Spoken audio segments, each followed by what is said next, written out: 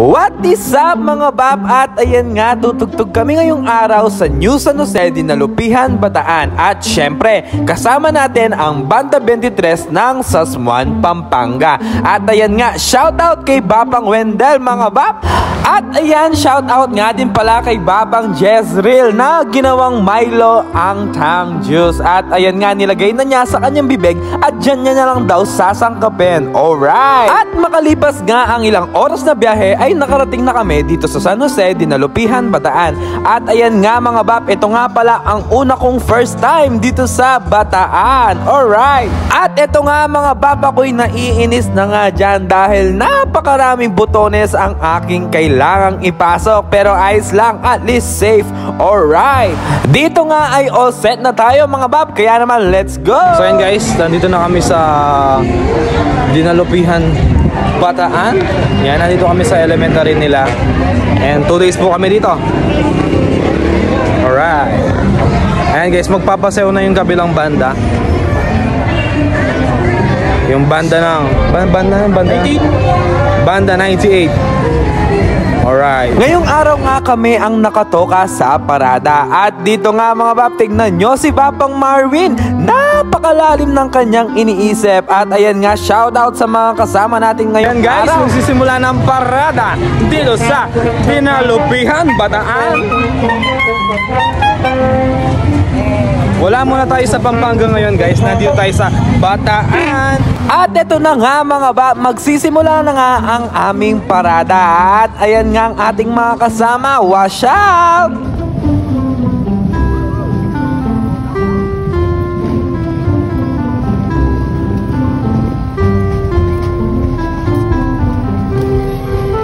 At makalipas nga ang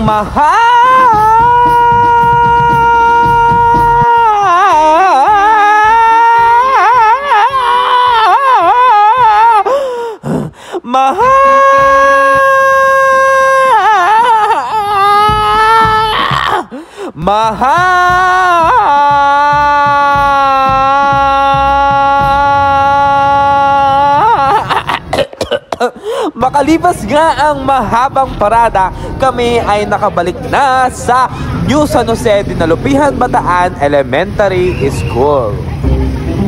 Yan guys, after ng mahabang parada, kami ay magpapahinga muna sa aming kwarto dito sa Dinalupihan, Bataan, Pampanga.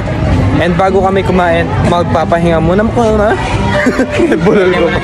Magpapahinga muna kami para naman may energy kami mamaya pagkakain na kami. Siyempre, ang esophagus, importanteng aparatos ng mga taos. At ayan nga mga bab, nagpapahinga na ang ating mga kasama dahil napagod sila sa very tiring at nakakapagod na parada. At ayan nga, may kanya-kanya silang sariling mundo mga bab.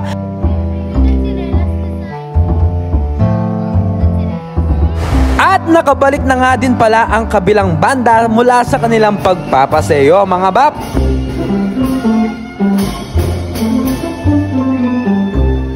At ayan nga mga bab, kami naman ang susunod na magpapasayo papunta sa aming kakainan ng hapunan.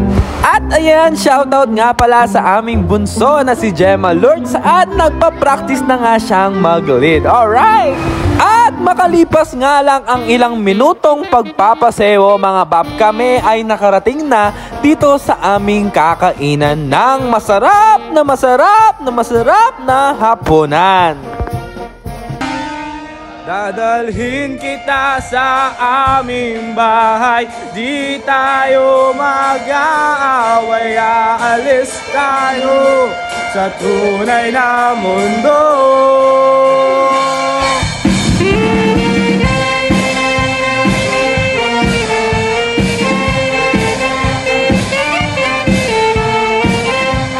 At ayan nga mga bab, ito na nga ang pinaka-exciting part ng asiste, ang paglamon. Alright! At ayan, syempre, isa sa mga band etiquette ang mauna ang mga majorette lagi sa pila pagkakain na. Alright! At ayan nga mga bab, kitang-kita naman sa mukha ng ating mga kabanda ang excitement sa pagkain na nakahanda para sa aming mga musiko. At syempre mga bab, hindi nga masarap ang pagkain kung walang Coca-Cola. Medyo madilim nga lang dito mga bab, pero ayan, kitang-kita nyo naman na napakasarap kong lumamon dahil napakasarap ng pagkain namin dito mga bab. May beringhe, may menudo at marami pang iba. Pagkatapos ngang kumain ay syempre tutugtog na mga bab.